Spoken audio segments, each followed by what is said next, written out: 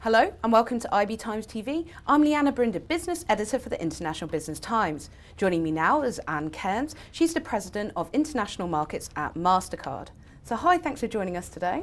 Thank you. So let's talk about your career. I mean, you are a woman on a FTSE 100 board now. You're also a senior member of Mastercard, but you started in engineering. You worked on the Lehman Brothers administration after they became bankrupt. So what made you move from engineering to banking and to now, I suppose, the more finance side? You know, I graduated with a pure mathematics degree and a master in statistics, and I fell into engineering because there was a vacancy in a research establishment up in Newcastle for British Gas, where you had chemists and physicists, and they wanted statisticians to design their experiments. So that's how I became an engineer. And from that I moved into the offshore side because I could see once I joined the industry that that was very leading edge, and I always kind of went with my gut, did things that I thought were very interesting.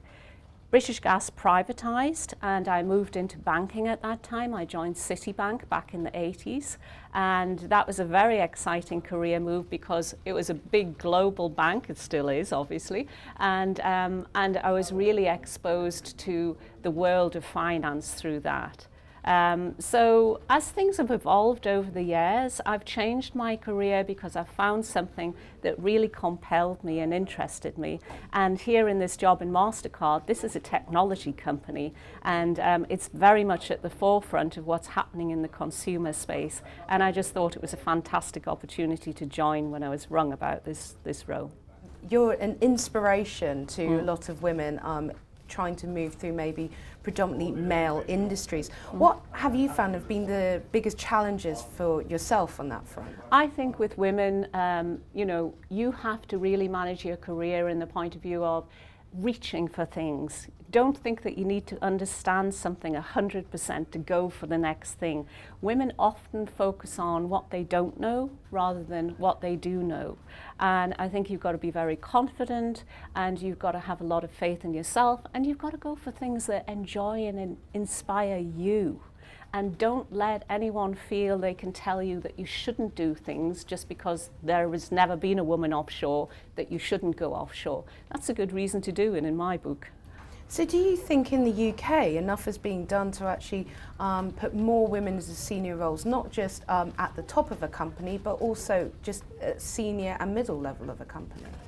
I think it's a good question that you're asking. I would like to see a lot more women there. I think that it's a question of time. Things have to evolve over time, but I do think one of the things about focusing on women on boards, non-executive positions, is important and good, and I'm glad we're over 20% now, but you can't really have women joining FTSE 100 boards unless they have a very good background in a company or in a bank or in some part of industry or government about how to actually run things. So it's not just attaining those kind of board positions, it's about getting women into the boardroom of their own companies, into the management positions of their own companies. That's important.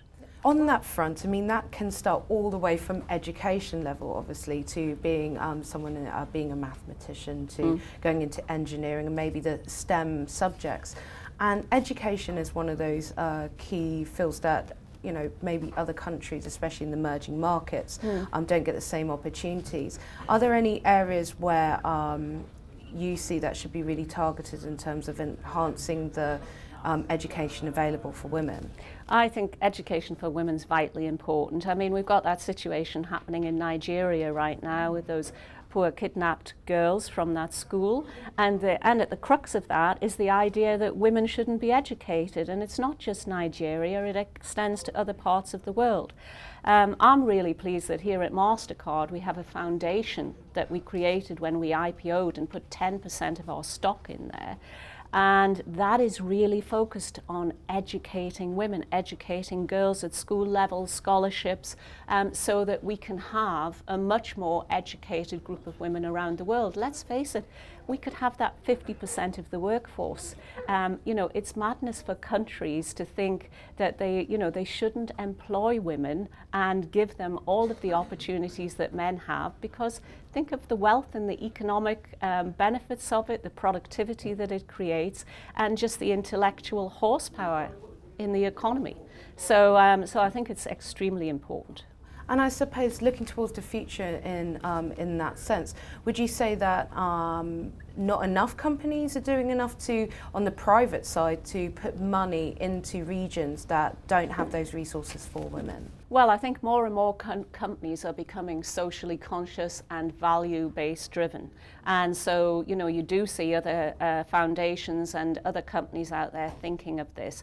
I think governments have a role to play. I think private companies have a role to play. I think public-private partnerships can really drive this forward to the future. And by the way, back to the technology, I think giving the internet access to as many people as possible is also going to drive that, because we know there are people in emerging markets these days who are actually getting degrees from top universities by just doing it remotely over the internet, and some of these people are women, which is fantastic. Absolutely. Well, thank you very much for your time today. Thank you so much too.